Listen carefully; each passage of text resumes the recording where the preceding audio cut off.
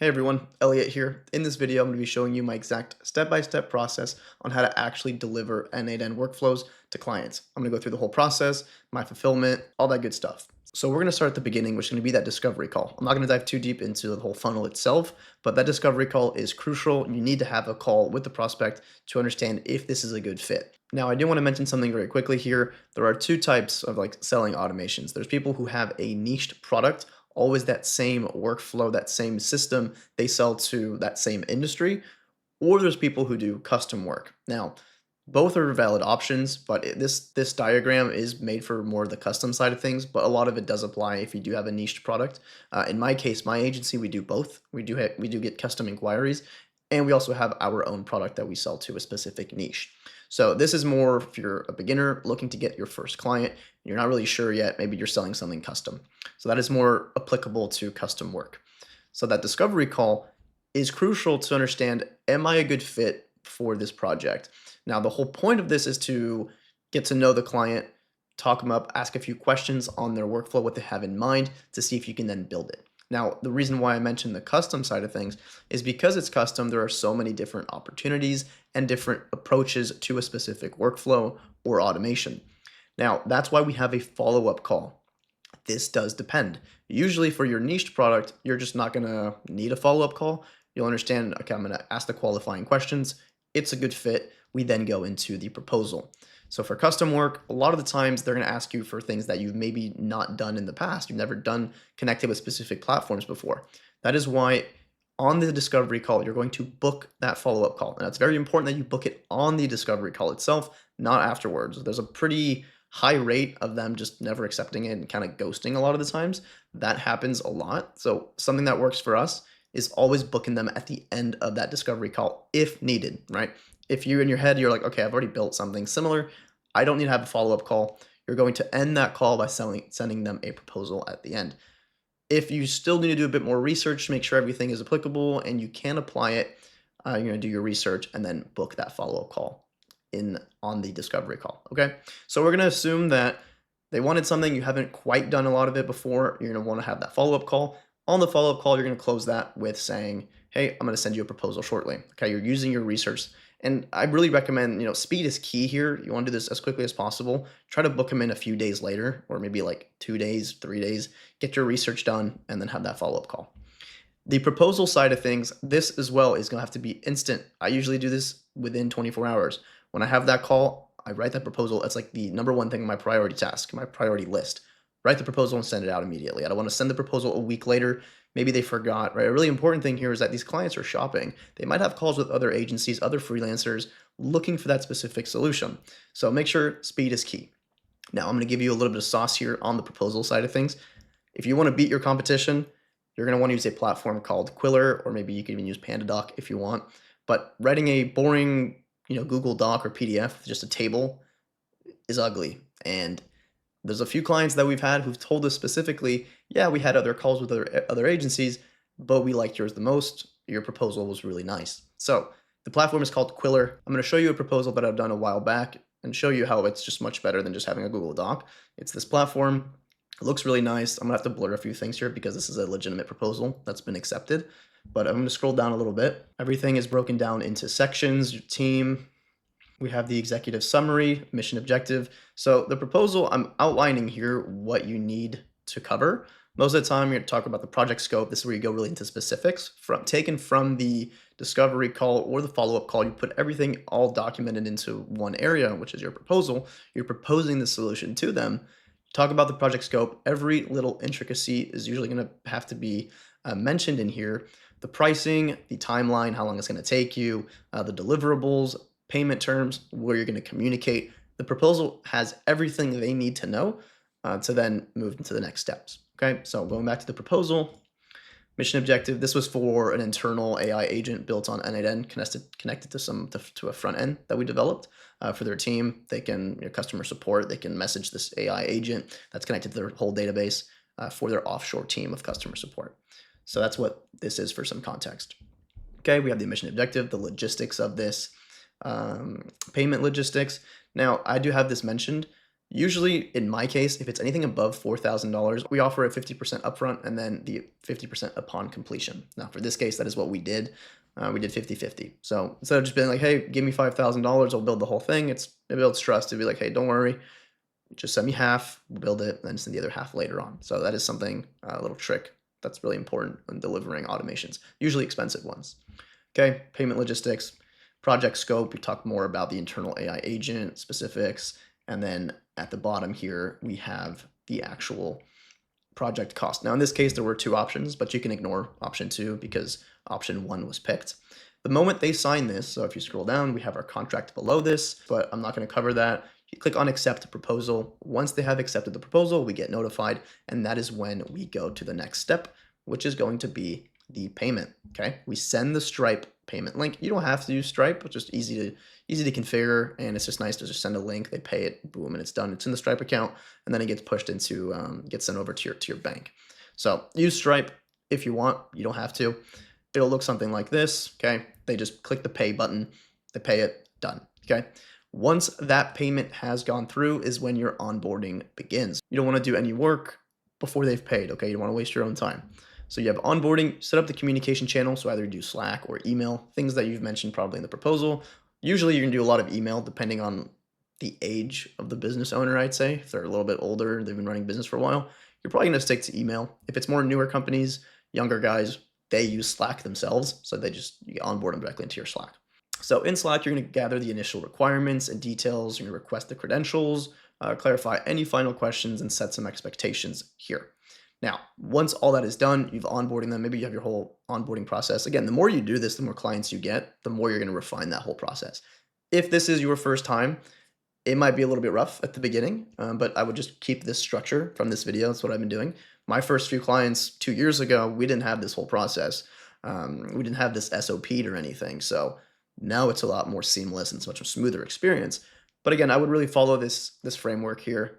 It's what works for us. It's what I've been doing for a while now. All right, once you've onboarded them, we have the development phase. Now we have to actually build the workflow, right? We actually have to do some work now, unfortunately.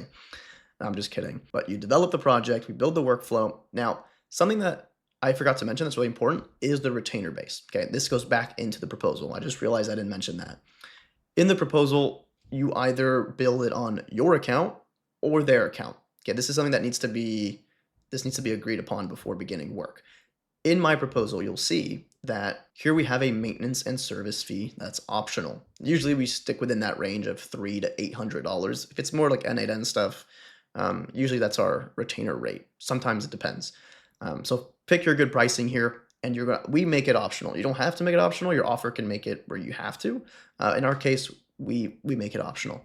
So if they were to go with the retainer, usually I'm gonna have everything on my account, my OpenAI keys, my Airtable or Supabase database, all under my account, neatly stored in project folders and things like that. If they don't want to pay a retainer, that doesn't include the maintenance, all that stuff, it needs to be clear that all of the integrations and third parties and APIs are going to be them paying for it. Okay, if you're setting up Supabase, if you're setting up AI agents with Claude, you're going to use those keys all on their account. So keep that in mind. That's actually a really important factor here because it depends for this framework. There's different paths to take depending on who's paying for what. So I always recommend you trying to get the retainer because you add your margin in there. They'll pay you $500 for something that's going to cost maybe $100 to maintain. So you're profiting $400, but you're including maintenance. Usually there's not that much maintenance required. So you're just getting that money on retainer. That's the whole point of this whole business. It's really nice to just, they pay you, the thing runs in the background. If something were to happen, you do a quick maintenance check, you fix something up, and that's it. You don't want to add on to this though. That's going to be billed separately. If they want a whole new thing, don't be like, okay, well, it's included for $400. No, if they want a whole separate edition, you're gonna have to bill that. So this depends if they're paying you monthly or not. Now, regardless, for the development phase, let's assume they're paying you the monthly, okay? You're gonna build the workflow on your n8n instance. You're gonna use your keys. You're gonna have to do a lot of testing. Now, testing can get expensive depending on what APIs you're using. So make sure to include that in the proposal to let them know like, hey, testing is probably gonna cost us around $200. So I'm gonna add that to the price. And within this phase, we wanna test thoroughly to ensure functionality. We wanna send progress videos, Loom videos specifically, it's super easy. record your screen, 2 minutes, show them the update, and done. A lot of the times I'll send 2, 3 looms, depending on the complexity of the workflow. If it's something super basic, you can just send one loom at the end. Hey, we're done. Check it out, test it, etc. A lot of the times we'll send multiple by milestone, being like, hey, we've built this part so far. Give me your thoughts, your feedback. They'll say, yes, I like it. No, let's change that. And then you adjust accordingly. But Loom is going to be a great platform here to send those videos.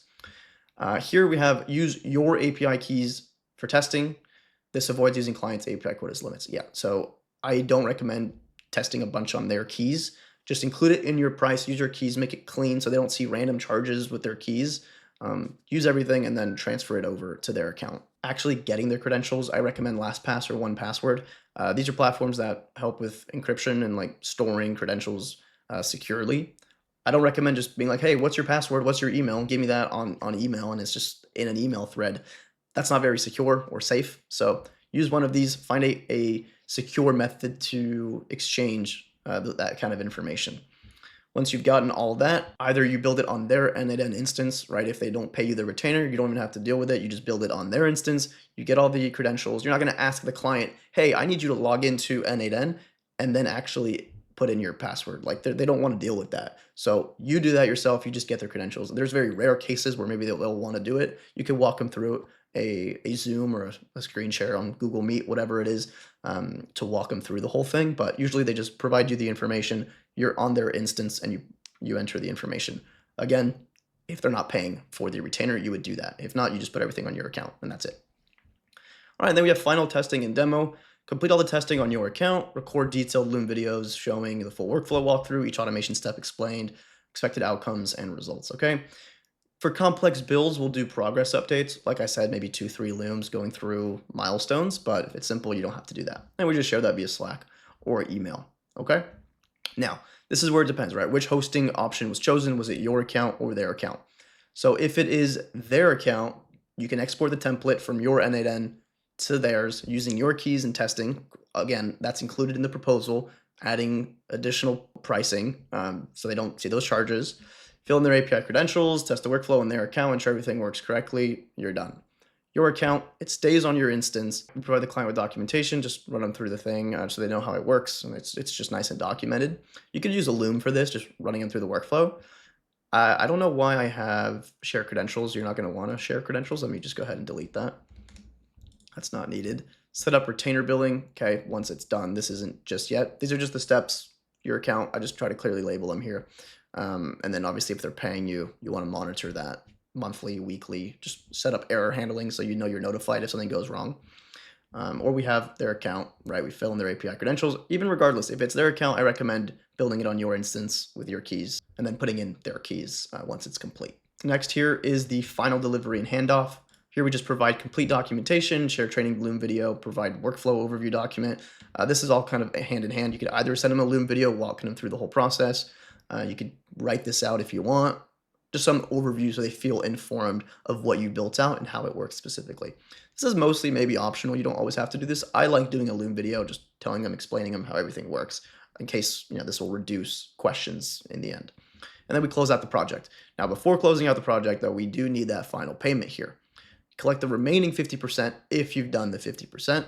Send the final Stripe payment link. You just make the same one, you rename it, other remaining 50%. Wait for payment confirmation, and then we go through the final delivery. It's all done. It's on their end or yours. We're ready. And that is when we bill the retainer, if applicable, at the same time after the 50%. So we'll send 2 Stripe links. We'll be like, here's the 50%, and here is the retainer. And then the last step is the ongoing support if this was applicable. We monitor the workflow performance, handle updates and modifications, troubleshoot any issues. We have monthly check-ins as well.